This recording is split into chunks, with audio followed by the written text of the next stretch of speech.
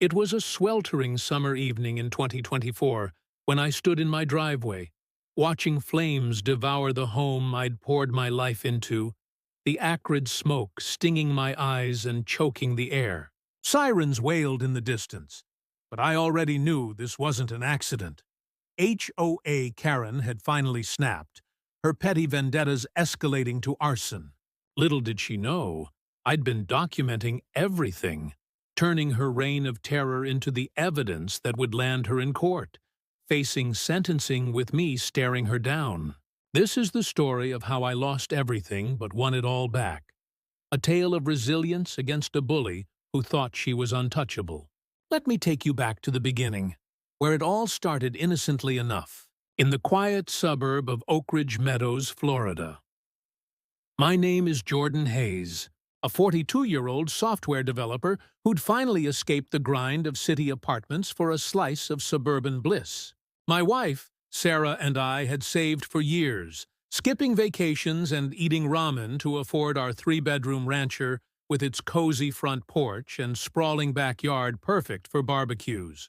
Our daughter, Lily, was 7, with boundless energy for the swing set we planned to install, and our son, Ethan, 4, loved chasing fireflies in the grass. The neighborhood seemed ideal. Tree-lined streets, friendly waves from joggers, and that HOA promise of maintained excellence in the brochure.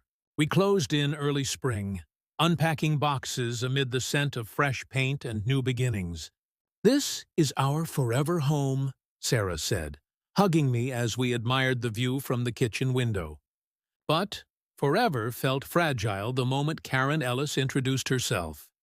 Karen was the HOA president, a sharp-featured woman in her late 50s with a perpetual squint and a voice like nails on chalkboard. She knocked on our door the day after we moved in, clipboard in hand, wearing a visor that screamed, "Authority." "Welcome to Oak Ridge," she said, her smile thin as paper. "I'm Karen, and I enforce the covenants to keep our community pristine. No visible trash cans, grass under 3 inches, and absolutely no unapproved modifications." I nodded politely, introducing myself and Sarah, but her eyes scanned our unpacked garage like a hawk spotting prey. "Those boxes need to be inside by dusk," she added, jotting something down. We chuckled about it later. Overzealous much? But it was the first ripple in what would become a tidal wave.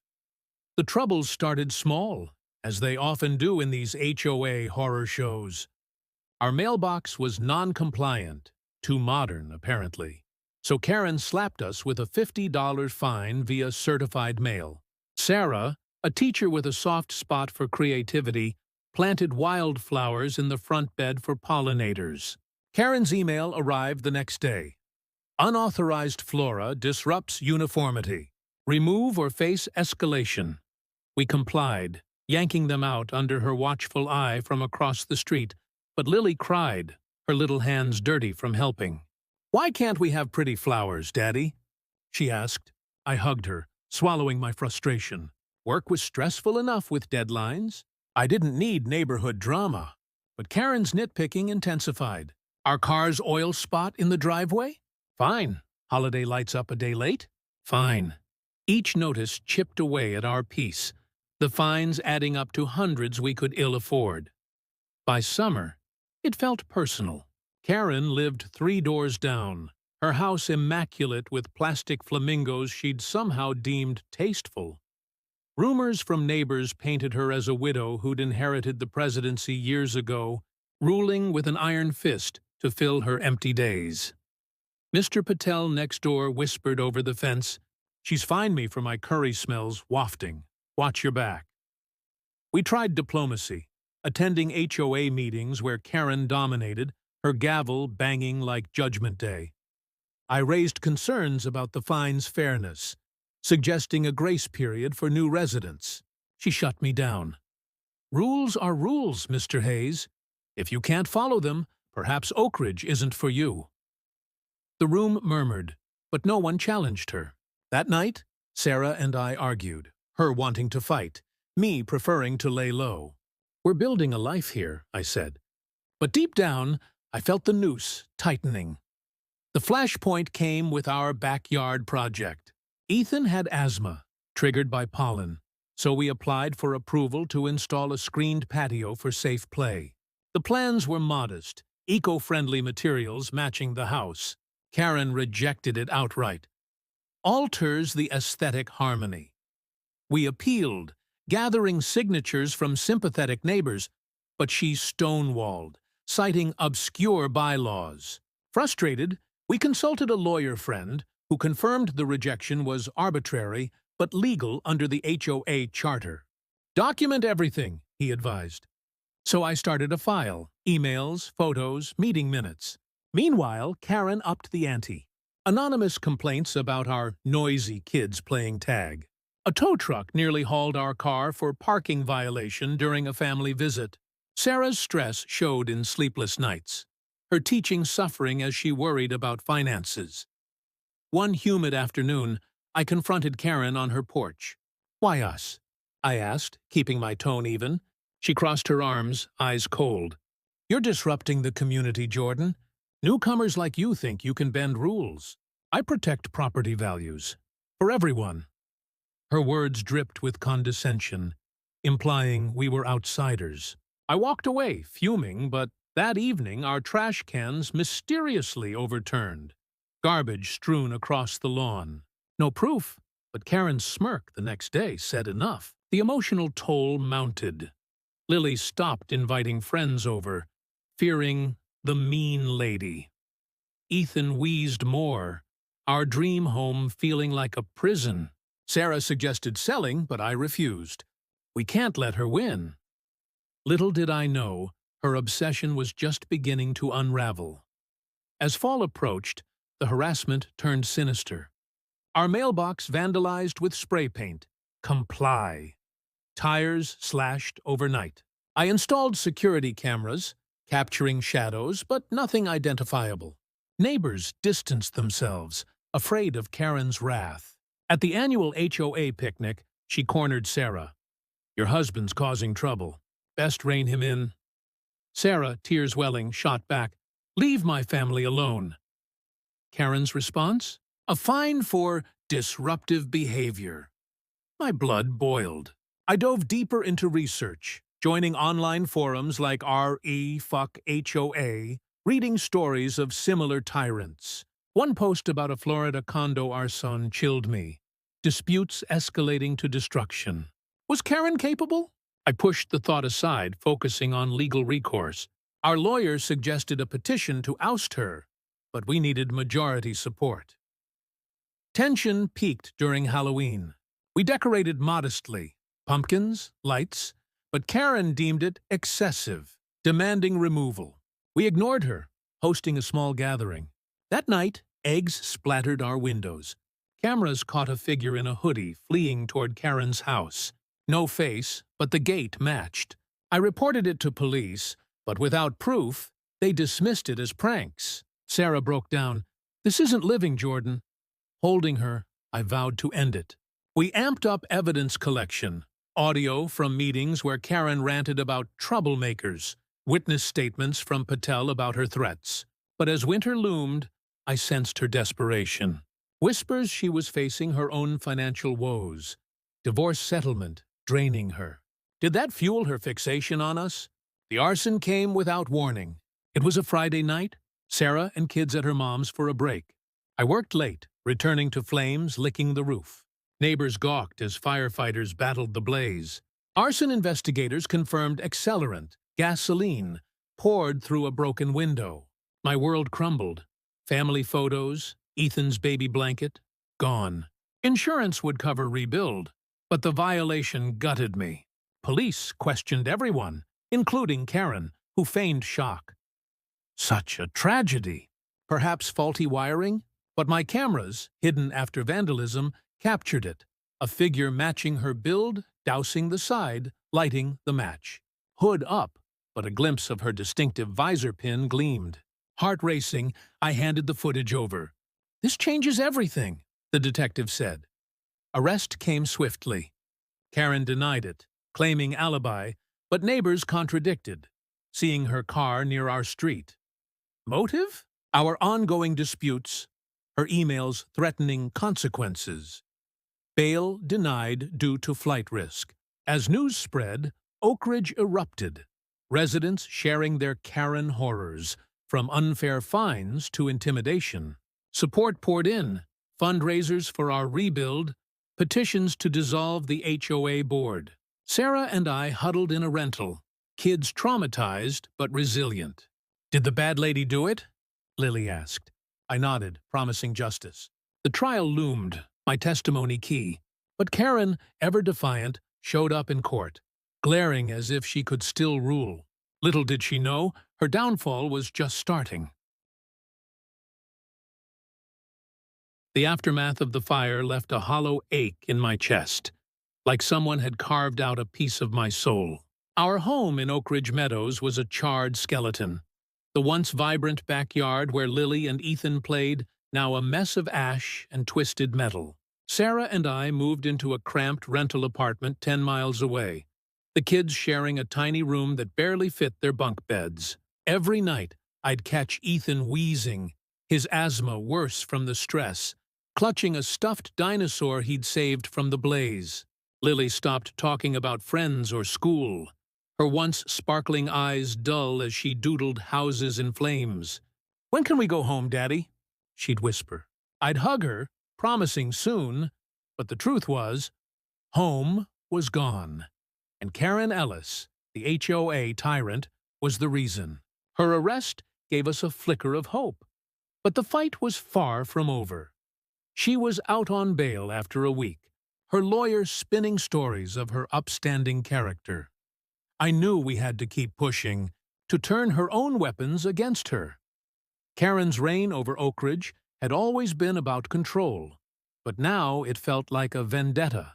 Before the fire, her harassment had been relentless.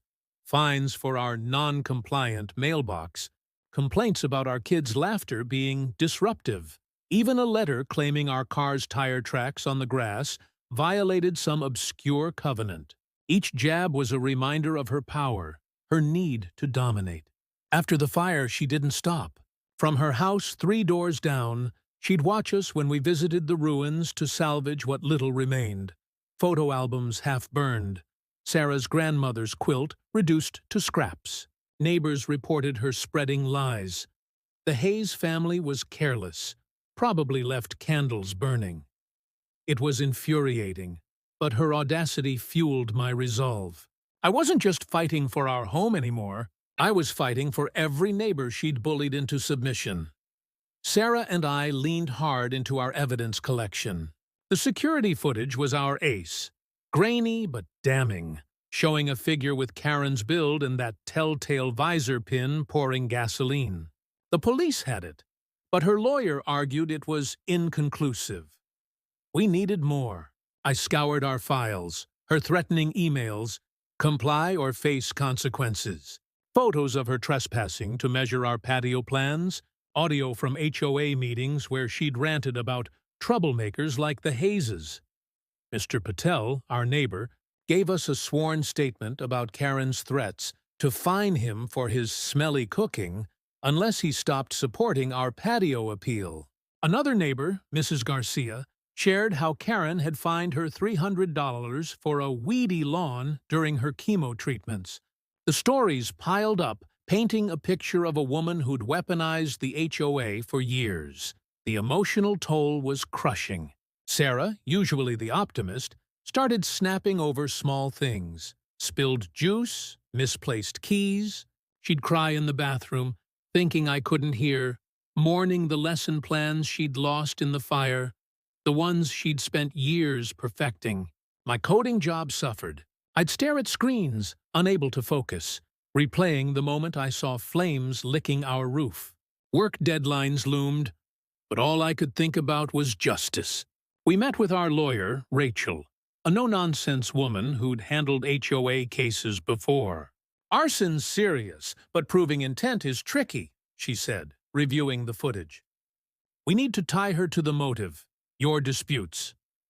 She suggested a 2-pronged approach. Strengthen the criminal case with more evidence, and rally the community to oust Karen from the HOA. cutting her power for good. Rallying Oak Ridge wasn't easy. Karen had loyalists, older residents who valued her order or feared her wrath. But the fire had shifted the mood. At a coffee shop meetup, I pitched a petition to recall the HOA board, citing Karen's abuse of power. 10 neighbors showed up, hesitant but angry. "She fined me for my dog barking once," said Tom, a retiree. "Forced me to sell my boat because it cluttered my driveway," added Jenna, a single mom.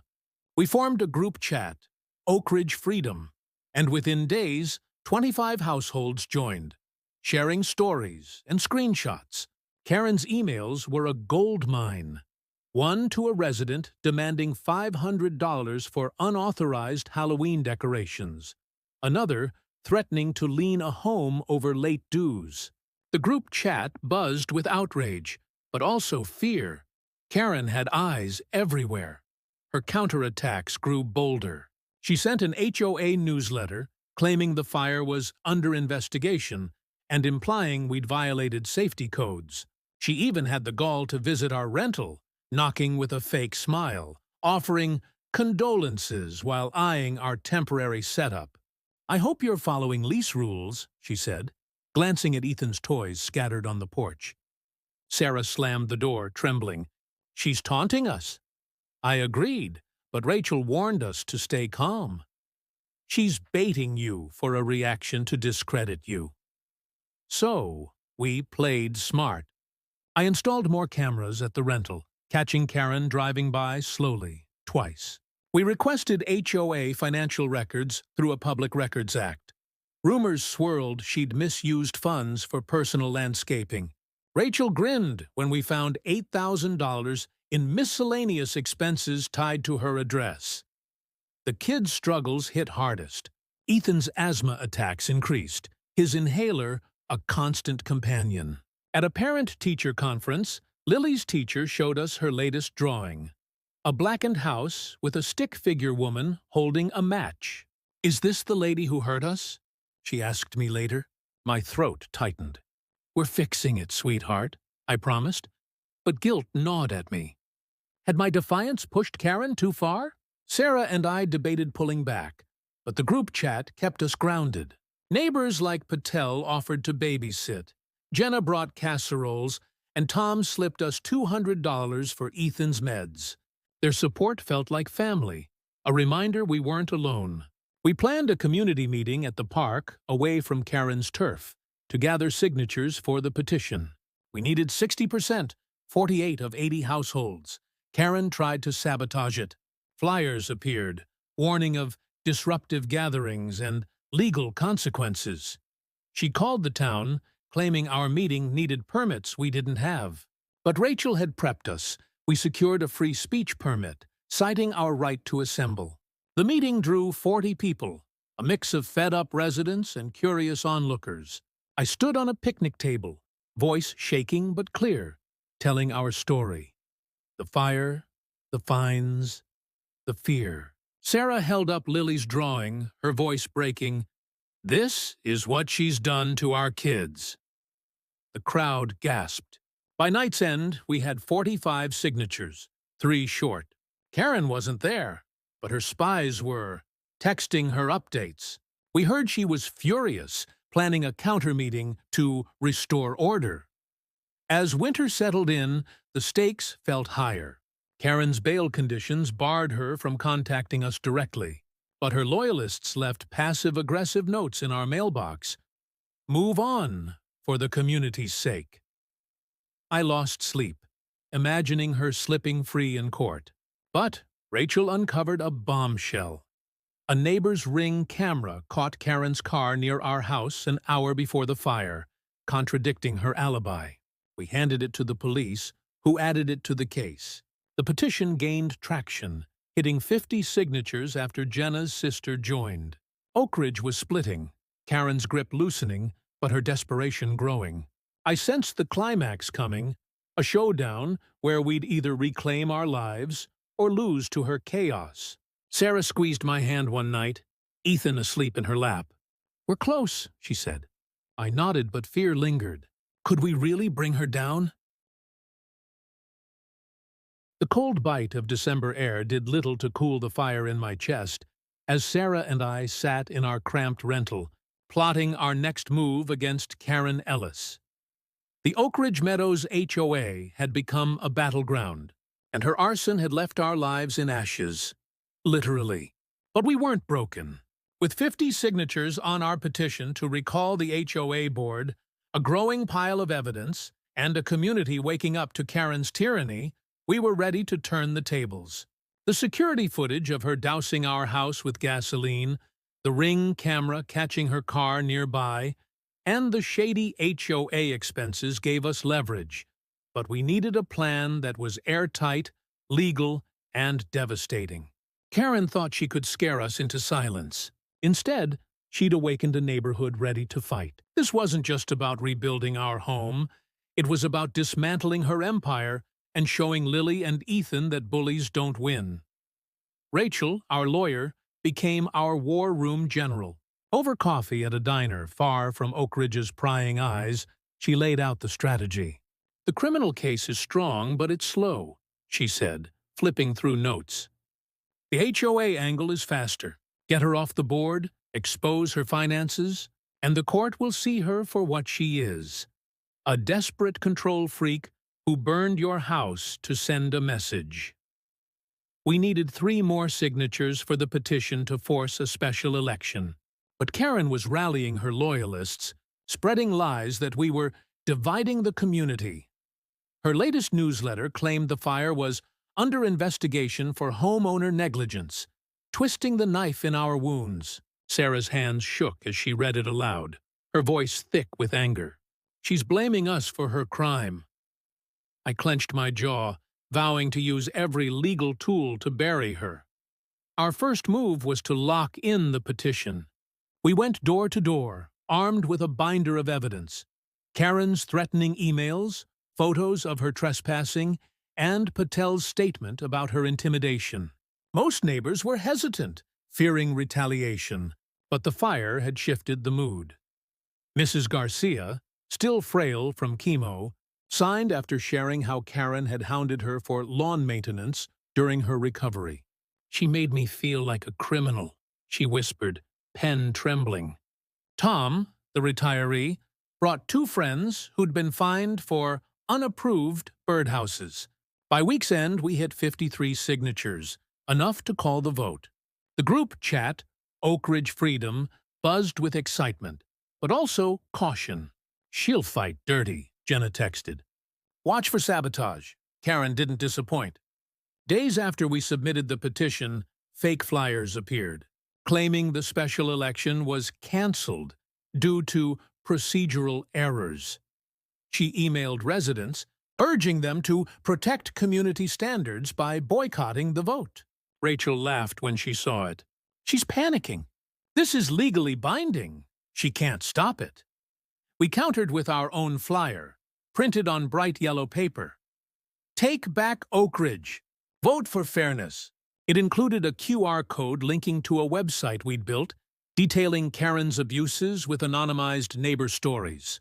The site got 200 hits in 48 hours, and whispers spread at the grocery store, the park, even the local diner. Karen's grip was slipping, but she wasn't done.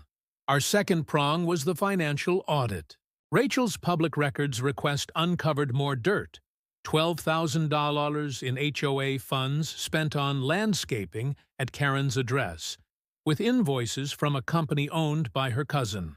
Another $5,000 went to consulting fees for a firm that didn't exist online. "This is fraud," Rachel said, eyes gleaming. "We present this at the election, and she's toast." We prepared a slide deck, screenshots of checks, bank statements, and a timeline of Karen's fines correlating with her expenses.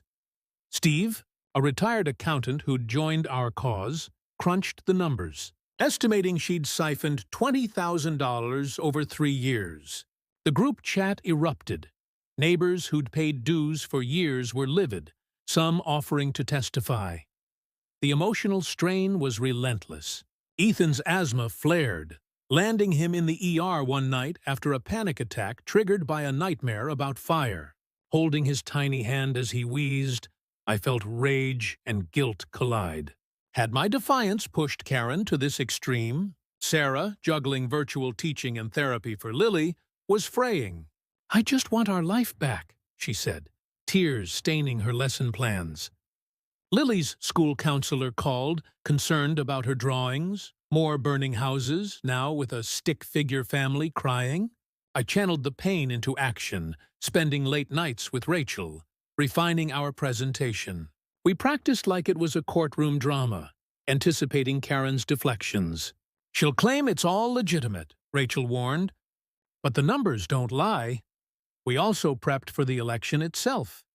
The bylaws required a neutral moderator, so we hired a local attorney to oversee it, ensuring no tampering. We recruited volunteers to monitor sign-ins, preventing Karen's allies from stuffing ballots. The community meeting had galvanized support, but we needed turnout. We hosted a Know Your Rights workshop at the park, inviting a property law expert to explain HOA limits. Over 60 residents came, asking questions about fines and deeds. One woman, Mrs. Chen, shared how Karen had threatened to lien her home over a late payment during her husband's hospitalization. The crowd's anger was palpable, fueling our momentum. We printed voter guides, listing our candidates, Jenna, Patel, and Steve, who promised transparency and fairness. Karen's desperation peaked. She showed up at the workshop, uninvited, shouting about disruptive radicals. When Patel calmly presented our petition, she snatched it, tearing it in half before storming off. Gasps followed, but it backfired. Mrs. Chen recorded it, and the video went viral in our group chat. "She's losing it," Steve texted. Karen's next move was a smear campaign. Letters to residents claiming we'd fabricated the fire to extort the HOA. She even hinted I'd set it myself for insurance money. The accusation hit like a punch. Our loss was real, our kids' trauma raw. Sarah wanted to confront her, but I held her back. Let's hit her where it hurts, in public, with proof. The election was set for January 15, 2025, at the community center. We planned a final push, a neighborhood barbecue on neutral ground, a public park outside HOA control. We invited everyone, emphasizing community over conflict. Over 70 people RSVP'd, bringing potluck dishes and stories of Karen's abuses. Kids played, adults bonded, and we collected last-minute petition supporters. Karen tried to crash it, arriving with a megaphone, demanding we disperse. But the town police, tipped off by Rachel, escorted her away for lacking a permit. Cheers erupted as she left, her face a mask of fury. That night, Sarah and I lay awake, the kids finally sleeping soundly. "We're close," I whispered, but doubt lingered. Karen was a cornered animal, and the election was our last chance to end her reign before her trial. The barbecue had another purpose, planting seeds for the courtroom. Rachel coached us on testimony, emphasizing emotional impact. "Tell the judge about Lily and Ethan," she said. "Make it personal." I practiced recounting the fire, the smoke, the loss, the kids' fear, until my voice cracked. We also gathered affidavits from neighbors, documenting Karen's pattern of harassment. The financial evidence would tie her motive to the arson. Our defiance threatened her control and her secret cash flow. As the election neared, I felt a strange calm. We'd built a coalition, armed with truth and unity. Karen's downfall was coming, and I'd be in that courtroom, watching her face the consequences of her own fire. The January chill in Oak Ridge Meadows couldn't dampen the fire in our hearts as we prepared for the HOA election, now just days away, on January 15, 2025. Karen Ellis's arson had destroyed our home, but it had also ignited a rebellion among neighbors tired of her tyrannical reign. With 53 signatures secured for our petition to recall the HOA board, a mountain of evidence exposing her financial misconduct, and a community rallying behind us, Sarah and I were ready to strike. The criminal case against Karen for burning our house was building. with our security footage and a neighbor's Ring camera placing her at the scene, but the HOA election was our chance to strip her power before her trial. Every step we took, every flyer, every late-night strategy session with our lawyer Rachel, was a calculated move to ensure her downfall. But Karen wasn't done fighting, and her desperation made her dangerous. This was war, and we were arming ourselves with truth, unity, and a plan to make her regret ever crossing us. Rachel's office became our command center, cluttered with coffee cups and legal pads as we finalized our election strategy. The petition had forced a special meeting to vote out Karen and her loyalist board, replacing them with Jenna, Patel, and Steve, neighbors who'd suffered her fines and vowed reform. Our slide deck was a weapon. Screenshots of $20,000 in questionable HOA expenses tied to Karen's address, including $12,000 for landscaping by her cousin's company and $5,000 for a non-existent consulting firm. Steve's accounting skills exposed. Sloppy records. No receipts, no justifications. "This is embezzlement," he said, adjusting his glasses. Rachel nodded. "We present this publicly, and she's done. But expect her to counterattack." Karen's latest newsletter had already hit mailboxes, accusing us of slandering her to seize control of the HOA. She'd even hired a lawyer, a slick guy named Greg, who'd sent us a cease and desist letter for defamation. Rachel laughed it off. Empty threats. She's scared. We doubled down on community outreach. Our Oak Ridge Freedom Group chat had grown to 30 households, buzzing with plans for the election. We printed 200 voter guides, detailing Karen's abuses and our candidates' promises. Transparent budgets, fair rules, no more petty fines. Sarah designed them with photos of our kids on the burned-out ruins of our dock, captioned, "This is what Karen's control costs us." The image hit hard. Neighbors shared it on social media, tagging Oak Ridge Revolt.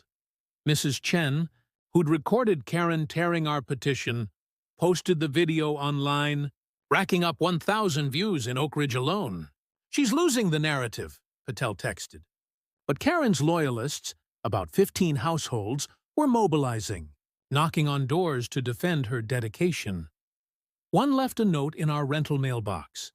"Drop this, or it gets worse." Sarah's hands shook as she showed it to me. "What's next? Another fire?" She whispered. The emotional weight was crushing. Ethan's asthma attacks were frequent, his small frame trembling during nebulizer treatments. Lily's nightmares worsened. She'd wake screaming about the fire lady. At school, her teacher reported she'd stopped playing with friends, retreating into silence. Sarah and I were fraying too. My coding job was on thin ice. I'd missed deadlines, distracted by court prep and HOA fights. Sarah's teaching suffered. She'd forget lesson plans, her mind on the trial. One night, she broke down in the rental's tiny kitchen, clutching a charred photo of Lily's first birthday we'd salvaged. "I can't keep doing this," she sobbed. I held her, promising it would end soon, but doubt gnawed at me. What if Karen's lawyer spun the arson case? What if the election failed? We'd lose more than a house. We'd lose our fight. Rachel kept us focused. "The election's your first strike," she said. "Win it, and the HOA's records open up, bolstering the criminal case." We planned a final pre-election event, a community unity rally at the park, with free coffee and donuts to draw a crowd. We invited a local news reporter, tipped off about Karen's fraud. Over 80 residents showed up, braving the cold to hear Jenna speak about her struggles as a single mom fined for her boat. Patel shared his story of cultural shaming, and Steve presented the financial evidence, projecting checks on a portable screen. Gasps rippled through the crowd. "That's my dues," shouted a retiree. We collected 5 more signatures, bringing our total to 58, over 70% of Oak Ridge. The reporter's story aired that night, headlined, "HOA President Faces Fraud Allegations." Karen's name was everywhere. Karen retaliated with venom. She crashed the rally's tail end, flanked by Greg, shouting that we were liars and outsiders. When the reporter asked about the $20,000, she stammered, "All expenses were board approved." Greg hustled her away, but the damage was done. Her loyalists spread rumors we'd doctored the financials, but our website's evidence, public records, not opinions, shut them down. Then came a chilling blow. Someone slashed our rental's tires overnight. No cameras caught it, but a neighbor saw Karen's car circling at midnight. We reported it to police, who added it to her file. Rachel filed a restraining order, citing harassment, which a judge granted. Karen was barred from approaching us, but her glares from her porch felt like daggers. The election prep consumed us. We trained volunteers to monitor voting, ensuring no fraud. Rachel coached our candidates on speeches, emphasizing personal stakes. Jenna spoke of her daughter's fear of Karen's fines. Patel of his family's dignity. Steve of fiscal trust. I prepared my own remarks, focusing on the fire's toll, Lily's drawings, Ethan's health, our lost memories. This isn't just about a house, I practiced, voice cracking. It's about our kids' future. We also prepped for Karen's tricks. Rumors swirled she'd try to disqualify votes or delay the election. Rachel had the bylaws ready, countering every loophole. We even hired a security guard for the meeting, anticipating disruptions. The night before the election, Sarah and I sat with the kids, reading bedtime stories to calm their fears. Ethan clung to his dinosaur, asking, "Will the bad lady go away?" I kissed his forehead. "We're making sure of it." But sleep eluded me. Karen's trial was set for March, and the election was our dress rehearsal.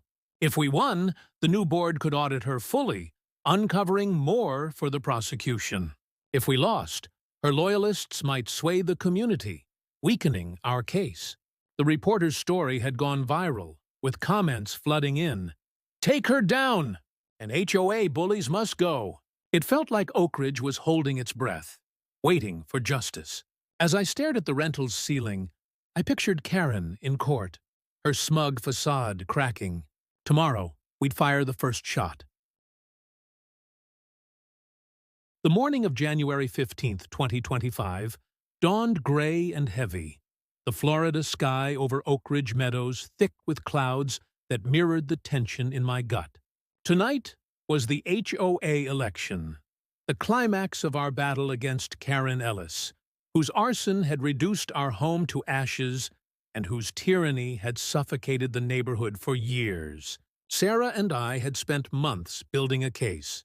Security footage of her setting the fire, a neighbor's Ring camera placing her car nearby, $20,000 in shady HOA expenses tied to her name, and 58 signatures to recall her board. The community center was set to host the vote at 7 p.m., and our candidates, Jenna, Patel, and Steve, were ready to replace Karen's regime with fairness. But as I sipped coffee in our cramped rental, watching Lily color a picture of a new house and Ethan clutch his inhaler, I knew this wasn't just about winning an election. It was about confronting a bully who'd tried to burn our lives down and ensuring she'd face her reckoning in court. Rachel, our lawyer, met us at noon to finalize details. The community center would be packed, with over 70 residents expected. Unheard of for an HOA meeting. We'd hired a neutral moderator, a retired judge named Clara, to oversee the vote and prevent Karen's tricks. Our slide deck was polished. The deed proving our land wasn't HOA-controlled, photos of Karen trespassing, and financial records exposing her fraud. "Hit them with emotion first," Rachel coached. "Then the evidence. Make it undeniable." I rehearsed my speech, my voice steady but raw, recounting the fire's toll, Lily's nightmares, Ethan's asthma, Sarah's tears over lost heirlooms. Jenna, Patel, and Steve practiced too, their stories of Karen's fines and intimidation ready to sway hearts. We had volunteers to check voter IDs, a security guard to deter disruptions, and the local reporter who'd broken the fraud story on standby. Karen wasn't idle. By afternoon, her loyalists had plastered Oak Ridge with flyers. "Save our community! Stop the rebels!" They claimed we'd falsified financial records to steal the HOA. A group chat rumor said she'd hired a private investigator to dig up dirt on us. My late work deadlines. Sarah's missed parent-teacher meetings. "She's grasping," Rachel said, but it stung. Karen's lawyer, Greg, sent a last-minute letter to the moderator alleging our petition was invalid due to coerced signatures. Clara dismissed it, citing the bylaws, but the move showed Karen's desperation. She'd been barred by a restraining order from contacting us, but neighbors reported her knocking on doors, promising reduced dues if they backed her. "She's buying votes," Patel texted. We urged residents to report any bribes, and 2 did, providing emails from Karen offering to waive fines. The emotional strain was suffocating. Sarah barely ate, her eyes red from sleepless nights. Ethan's asthma flared again, his small voice asking, "Will we get our swing set back?" Lily overheard and hugged him, whispering, "Daddy's fighting for us." Their resilience fueled me, but guilt lingered. Had my defiance pushed Karen to arson? At the rental, we packed a bag for the meeting. Our evidence binder, voter guides, and a photo of our burned home to remind us why we fought. The group chat, Oak Ridge Freedom, buzzed with encouragement. Mrs. Chen sent a heart emoji, Jenna a fist bump. But fear crept in. What if Karen's loyalists swayed the vote? What if her lawyer delayed the election? The trial was 2 months away, and a loss tonight could weaken our case. By 6:30 p.m., the community center was a pressure cooker. Over 80 residents filled the chairs, the air thick with sweat and anticipation. Karen stood at the front, her face a mask of forced calm, clipboard in hand like a shield. Her loyalists, about 15, sat in a tight knot, glaring at us. Our supporters, Patel, Jenna, Steve, Mrs. Garcia, and dozens more, clustered near the projector, ready to back us. Clara called the meeting to order, her gavel sharp. Karen spoke first, her voice dripping with authority.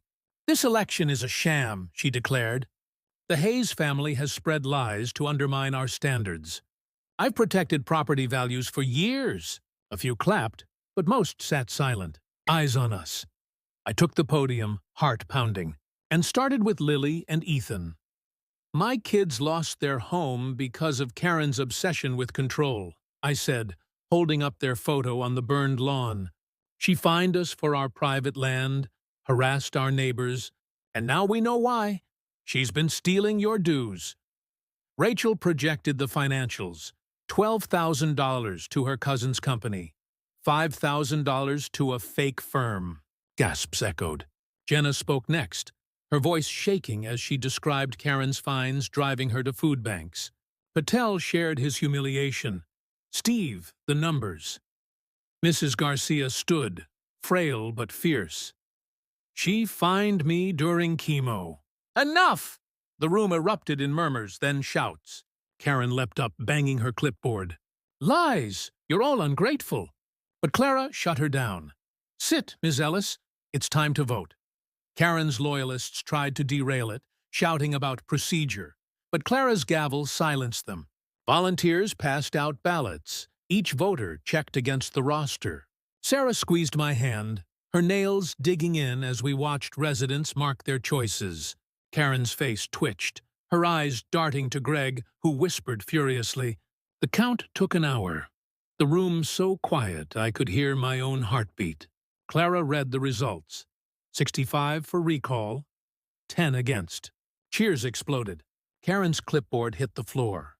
The new board, Jenna, Patel, Steve, was elected with 67 votes. Karen stood, mouth open, then stormed out, Greg trailing. The crowd swarmed us, hugging, crying, thanking. "You did it," Mrs. Chen whispered. But I knew the real fight was the trial. That night, Sarah and I collapsed in the rental, exhausted but elated. The kids slept, unaware of the victory. The new board met immediately, voting to audit all HOA records and freeze Karen's access. The reporter's follow-up story hit the local news. HOA president ousted amid fraud, arson allegations. Social media exploded, with Nottebour's Oak Ridge revolt trending locally. But Karen's trial loomed, and I pictured her in court, her smugness fading as our evidence piled up. The election was our first blow, proving the community's strength. Now, we'd carry that momentum to the courtroom, where I'd face her and make sure she paid for every flame she'd set. The weeks after the HOA election victory felt like a deep breath after months underwater. But the fight wasn't over. Karen Ellis had been ousted as HOA president, her board replaced by Jenna, Patel, and Steve, who were already auditing the Oak Ridge Meadows HOA's finances to uncover more of her fraud. Our home remained a charred ruin, but the community's support, casseroles, fundraisers, and messages in our Oak Ridge Freedom Group chat kept Sarah, Lily, Ethan, and me afloat in our cramped rental. The criminal trial against Karen for arson was set for March 10, 2025, and I was determined to see her face justice. The security footage of her setting the fire, the Ring camera catching her car, and our mountain of evidence, her threatening emails, trespassing photos, and $20,000 in shady expenses, were in the hands of the prosecution. As I prepared to testify, I imagined standing in that courtroom, watching her smug facade crack as the judge sentenced her. This was the resolution we'd fought for, not just for our family, but for every neighbor she'd bullied. Karen had burned our house, but we'd burn her empire to the ground. The new HOA board moved fast. Jenna, as president, called an emergency meeting to rewrite bylaws, banning petty fines and requiring transparent budgets. They hired an independent auditor who confirmed our findings. Karen had funneled $22,000 to her cousin's landscaping firm and a fake consulting company over 4 years. The audit report, shared with residents, sparked outrage. Families who'd struggled to pay dues realized they'd funded her personal projects. The board filed a civil suit against her for embezzlement, seeking restitution. "This strengthens the arson case," Rachel, our lawyer, said. "It shows motive. She targeted you because you threatened her scam." The community buzzed with relief. Neighbors like Mrs. Garcia, once too scared to speak, now hosted barbecues, reclaiming their yards. Our kids noticed. Lily started drawing houses with flowers again. And Ethan's asthma eased, his laughter returning. Karen, meanwhile, was unraveling. Out on bail, she'd holed up in her house, curtains drawn, but neighbors reported her packing boxes, hinting she might flee. Her lawyer, Greg, tried delaying the trial, claiming insufficient evidence, but the judge rejected it. The prosecution added our new evidence: neighbor affidavits about her intimidation, the Ring camera footage, and the HOA audit. Rachel prepped me for testimony, emphasizing clarity and emotion. "Tell the judge about the kids," she said. "Make it real." I practiced recounting the fire, the smoke choking my lungs, the sight of Ethan's baby blanket in ashes, Lily's screams in her sleep. Sarah would testify too, describing Karen's taunts at our rental. The emotional toll lingered. Sarah's hands still shook when she mentioned the fire, and I'd wake sweating, dreaming of flames. The community's support grew stronger. The Northern Oak Ridge Revolt hashtag trended regionally, with news outlets covering the HOA tyrant turned arsonist. A GoFundMe for our rebuild raised $15,000, enough to start planning a new home on our lot. Neighbors volunteered to clear debris, and Patel organized a rebuild day, where 20 residents showed up with gloves and wheelbarrows. Watching Mrs. Chen, frail but determined, rake ash alongside Jenna's daughter brought tears to my eyes. "This is our win," Sarah whispered, squeezing my hand. But Karen's trial was the final hurdle. Rachel warned she'd play the victim, claiming we'd framed her to seize the HOA. We countered with a website update, posting the audit and affidavits, ensuring Oak Ridge knew the truth. March 10th arrived, crisp and clear. The courtroom in downtown Tampa was packed. Neighbors, reporters, even the retired judge who'd moderated our election. Karen sat at the defense table, her face pale but defiant, her visor pin gone but that familiar squint intact. The prosecution opened with our security footage, the grainy image of her pouring gasoline drawing gasps. The Ring camera clip followed, showing her car circling our street. I took the stand, voice steady but heart racing, describing the night of the fire. I came home to flames, my kids' toys burning, our memories gone. Karen did this because we challenged her power. I held up Lily's drawing of a burning house, my voice breaking. This is what she did to my daughter. The courtroom was silent, the judge's eyes narrowing at Karen. Sarah testified next, her voice raw as she recounted Karen's taunts and the kids' trauma. Patel and Mrs. Garcia followed, detailing years of fines and threats. The auditor presented the financial evidence, linking Karen's fraud to her motive. Our defiance threatened her cash flow. Greg tried to spin it, claiming the footage was tampered, and Karen was targeted by a vindictive neighborhood. But the prosecution dismantled it, showing metadata proving the video's authenticity. Karen took the stand, voice trembling, claiming she was framed and only enforcing rules. But under cross-examination, she faltered, unable to explain the $22,000 or her car's presence. The jury's faces hardened. The verdict came after 3 hours, guilty of arson and fraud. The courtroom erupted in cheers as Karen's head dropped, Greg whispering frantically. Sentencing was immediate due to her flight risk. The judge, voice stern, sentenced her to 7 years for arson, 2 for fraud, and ordered $50,000 in restitution to us and the HOA. I locked eyes with her as she was led away in cuffs, her glare fading to defeat. Neighbors hugged us, tears flowing. "You did it," Jenna whispered. Outside, the reporter interviewed us, the story hitting national news. Florida HOA president jailed for arson, fraud.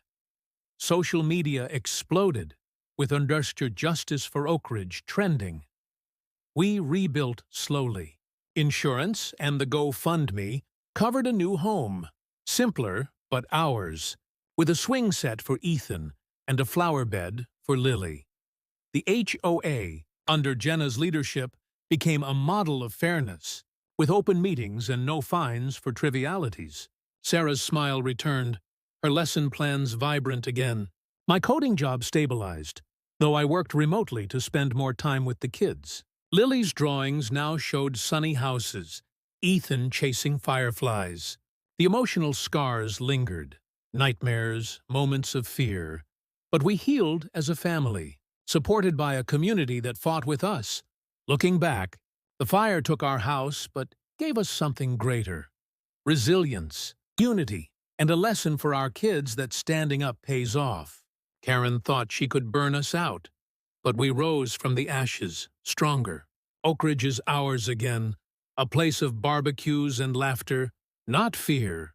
Have you faced an HOA tyrant like Karen? How did you fight back? Share your story in the comments. I want to hear your triumph.